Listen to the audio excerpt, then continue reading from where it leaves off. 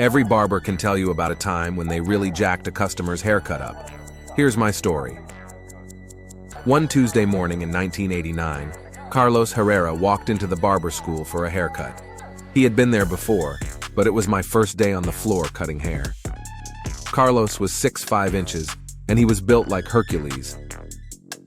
So when he walked through the door, he had everyone's attention. The guy that usually cuts Carlos had graduated, and he was looking for a new barber. I was so nervous I could feel my leg jumping, but I didn't want to show that I wasn't ready. Carlos asked the instructor how good I was, and the instructor said, "He's new, but he's pretty good." No, not when it comes to straight hair on a dude with a large head. I wasn't. In fact, I had never cut straight hair before, and believe me, Carlos had plenty of it. He was also a Puerto Rican from the Bronx, who looked like he didn't play games. He said, "Papi, give me a bald fade, nice and tight and not too high." All I could say was no problem, but I was telling a bigger lie than the instructor.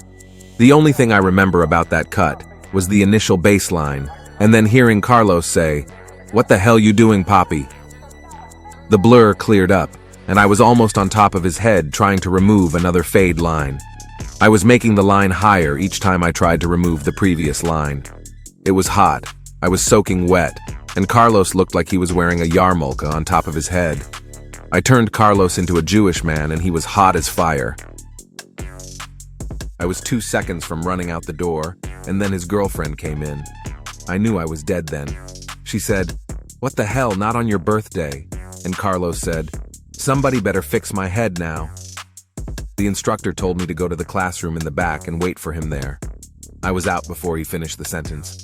I heard Carlos say, "Where did that big head blankety blank go?" Woo. You gotta read my book to find out what happened. This is Alsmillions. Take care.